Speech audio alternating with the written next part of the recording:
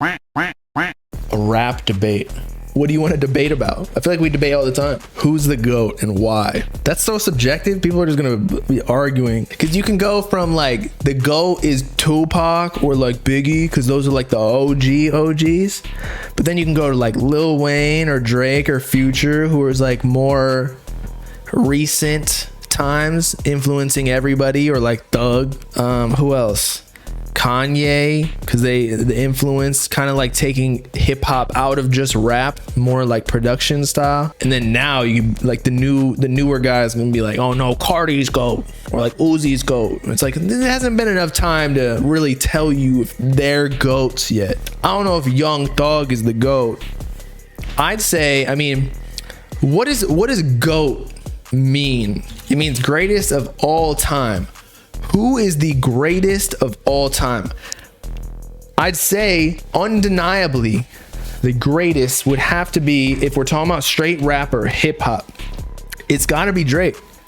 He just is doing more numbers than every other rapper. You can't deny it. And it spans more than just, I know he had the ghostwriting allegations, but it spans more than just lyricism.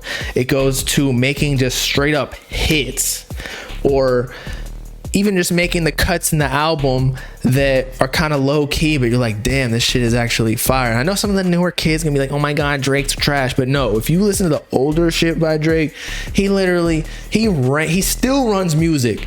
He dropped a whole tape that isn't even hip hop and still sells 300K. If that's not the greatest of all time, I don't know what is. See, you're saying numbers don't mean shit, but I'm not even talking about numbers at this point. Drake can do everything, and I'm not even trying to be a Drake dick eater. He's not even my favorite artist, but you can't deny just him being the greatest rapper of all time. I mean, he just, like, the amount of features he would just hop on and destroy.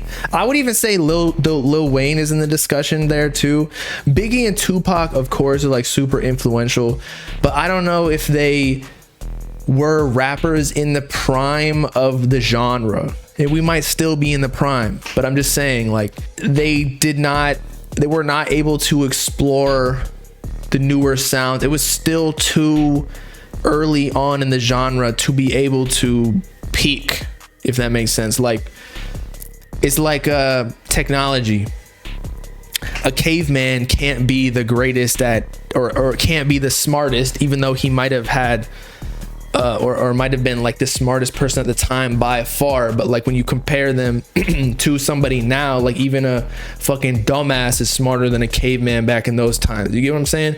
Obviously Tupac and Biggie were still obviously fire rappers. I still listen to Tupac and Biggie, but it's just not comparable. Or say like an NBA player from the 1950s or some shit against LeBron James. It's like, of course LeBron's a fucking better basketball player, although his fundamentals might not be as great. Yeah, I'd say Lil Wayne too. But the thing is, Lil Wayne, like, if we're talking about like straight rapping, you might even, I know people are gonna hate on this, but you could even add like Eminem into it, right? Old Eminem was actually fire. But if we're talking about hip hop, that's a totally separate category that Drake dominates. But if we're talking about rap, then that's where you bring in the conversation of Eminem, Lil Wayne, like the people who are not necessarily like lyrics, because Lil Wayne's not the most lyrical, but he used a lot of metaphors and similes.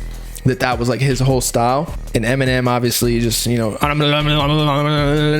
but if we're talking about straight music, like hip hop, then yeah, that's where you cross over into Future and Young Thug have to be talked about in there too. But I think Young Thug, I mean, people are gonna hate on this take, but he's not consistent enough to be the GOAT. I mean, he definitely pushed the boundaries more than a lot of people, don't get me wrong. I mean, all these rappers, even like Soulfang right there, wouldn't be here without a Young Thug. Cardi wouldn't be here without a Young Thug or a Future. Uzi wouldn't be here without a Future.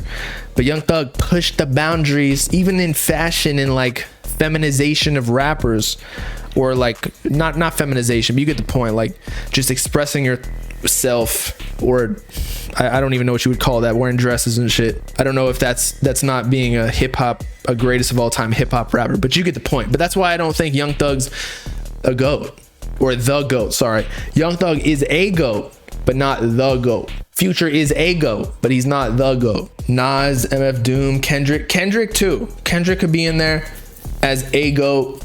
Some people would probably consider him the GOAT because he's, and J. Cole too. I know a lot of people are gonna hate on that, but like music in essence isn't necessarily about trying to be super lyrical, like bring in the biggest words.